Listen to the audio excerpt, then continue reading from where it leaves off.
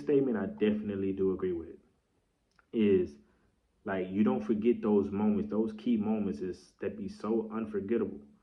Like LeBron, you had Jason Terry. How tall was Jason Terry? Like 6'2", six, whatever he was short as hell.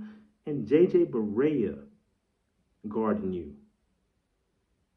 He should have been feasting. I'm talking about that's a sign. That's damn near a sign of disrespect. And you came up short against that in the finals.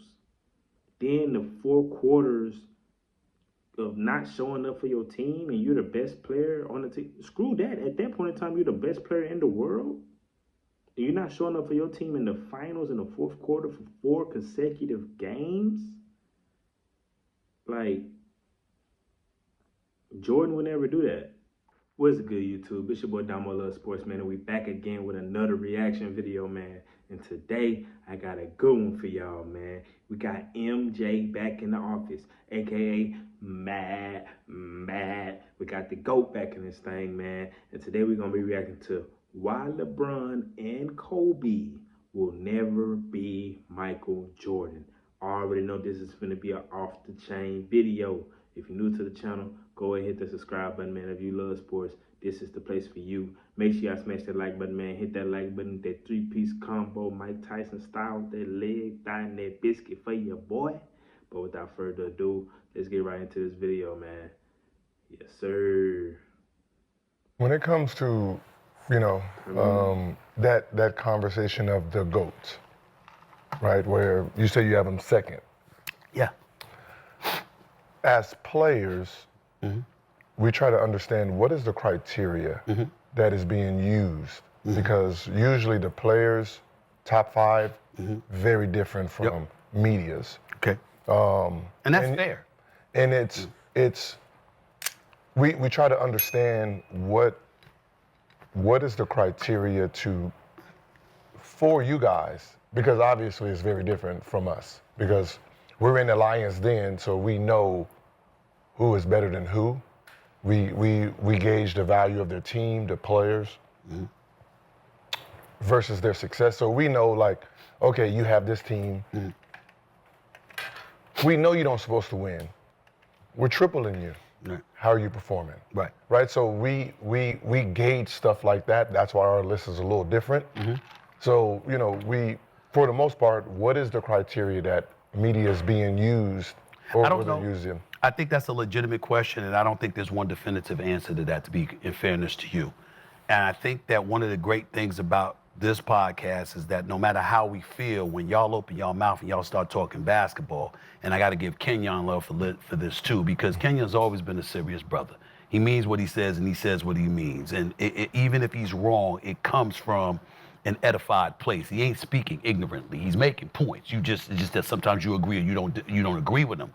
But he's a Rough Rider, and I got mad respect for him. I think it's important to understand that when we look at Jordan, for example, we look at 6 finals, 6 MVPs, unblemished in that championship round, never allowing a Game 7 to take place. We've seen in one pressurized moment after another where he answered the call. We look at Kobe.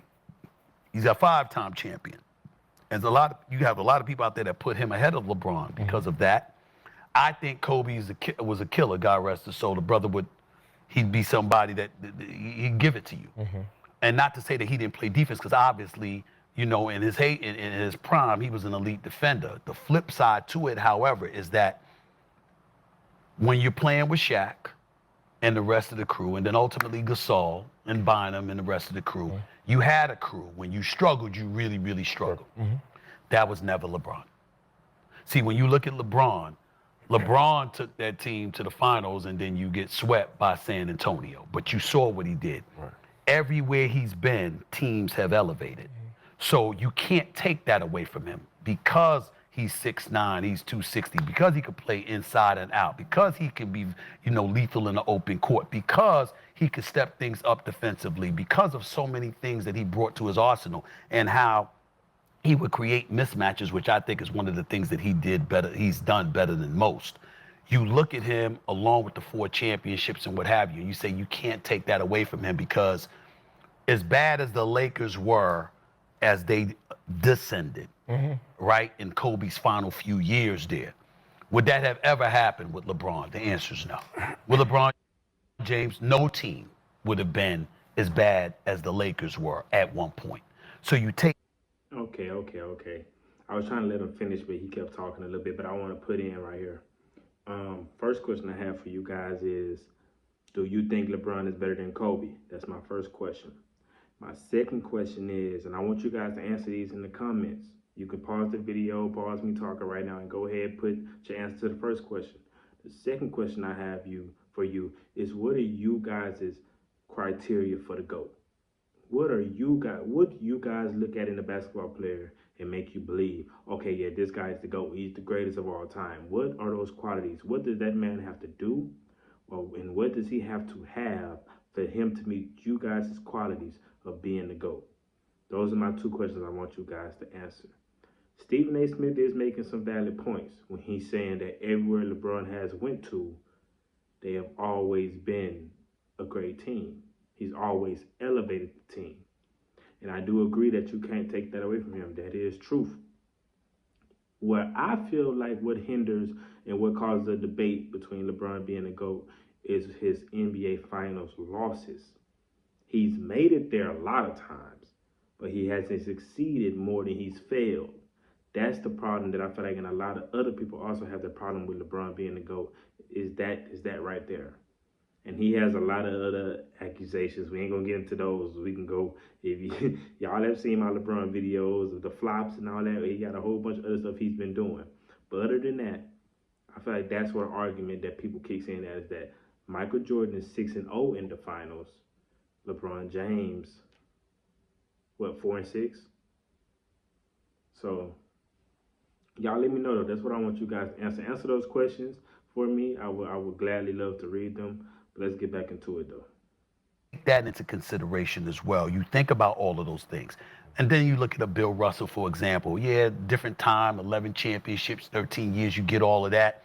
But in the same breath, he was a defender and a rebounder, but far from an offensive juggernaut. You look at a guy like Wilt Chamberlain, arguably the most unstoppable big man in the history of basketball. But I'm looking at your number one nemesis, which was Bill Russell, and he outnumbered you 11-2 in titles.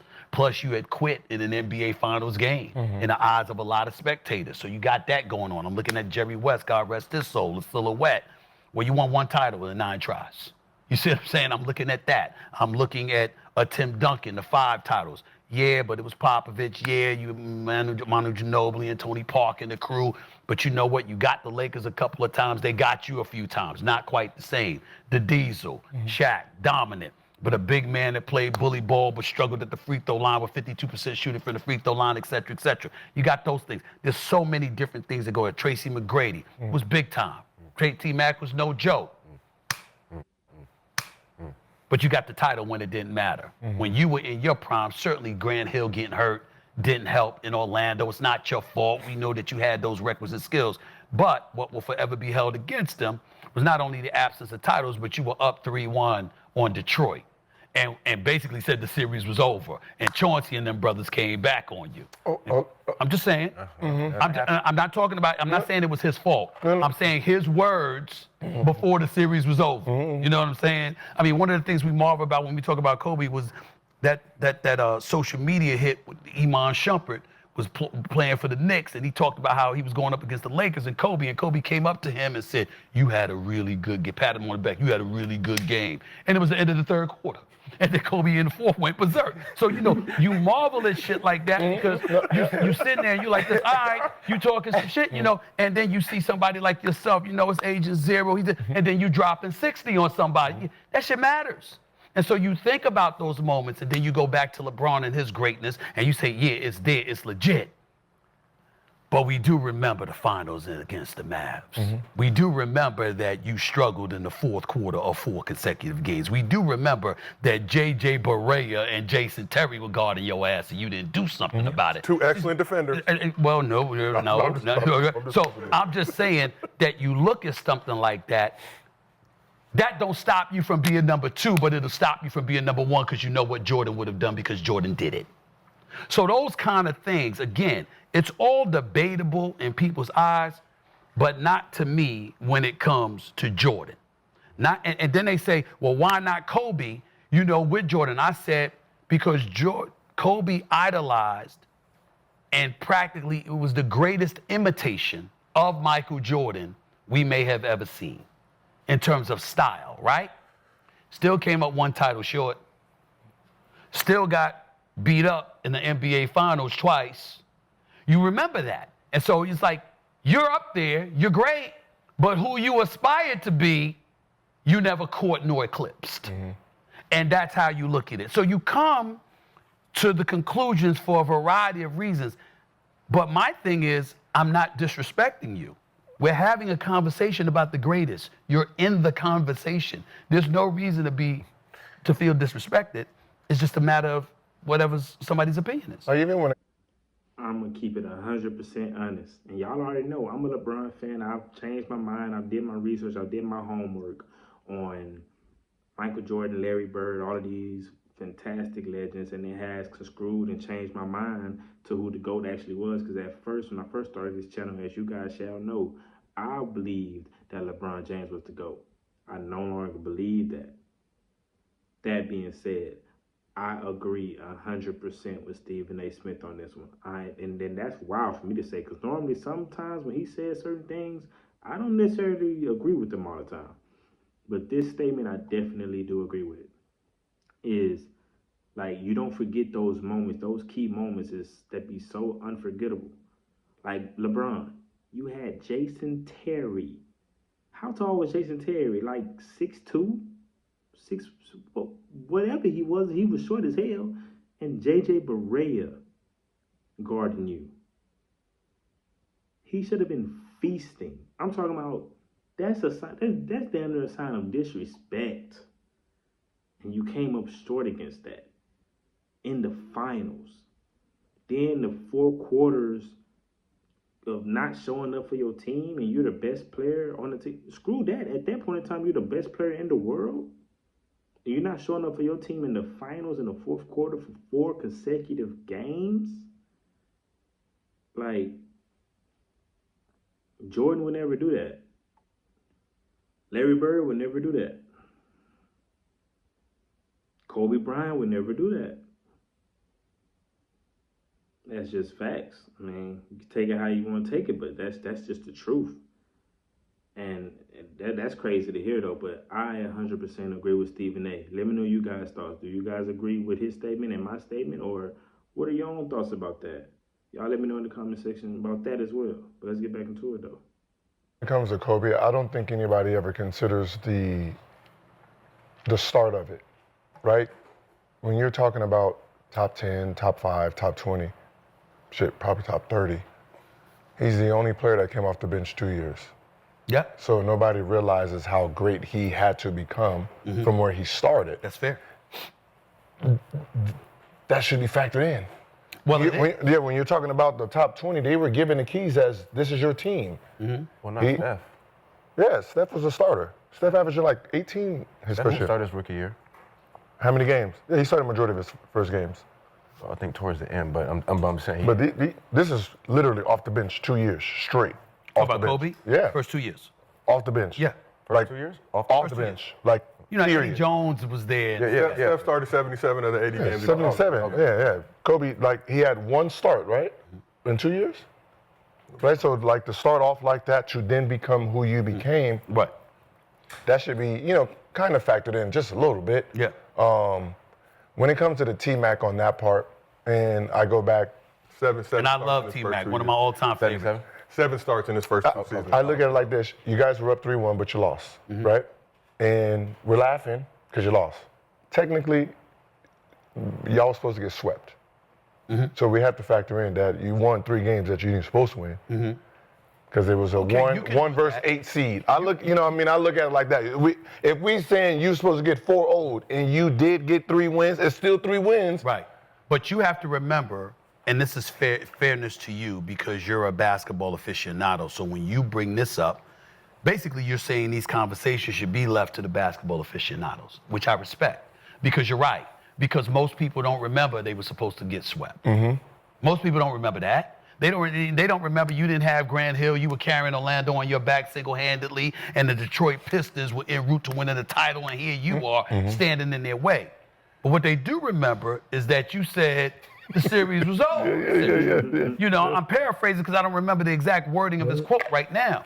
But he said the series was over after they were up 3-1. He was basically saying, man, it'd be good to advance to the next round. And, you know, you were talking like that. So cats going to remember that. They're going to remember that because you T-Mac and you had that kind of game. And you can look at it the fact that they were supposed to get swept, or you can look at it this way. You T-Mac, if you were good enough to win 3, how come you didn't get 4? See what I'm saying? I mean, you can look at it that way too.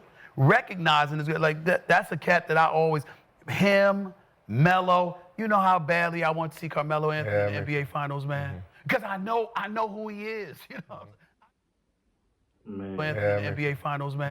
Man, that was a real interesting video, man. Y'all let me know y'all thoughts on that video. I feel like Stephen A. made a lot of valid takes. Gil even made a lot of valid takes. They both made some very valid takes. At the end of the day, you guys are the real GOATs. Thank you for all the support. Let me know in the comments what your thoughts is. Make sure y'all hit that like button. It's your boy Damo Love Sports, and I'll catch y'all in the next one, man. Peace.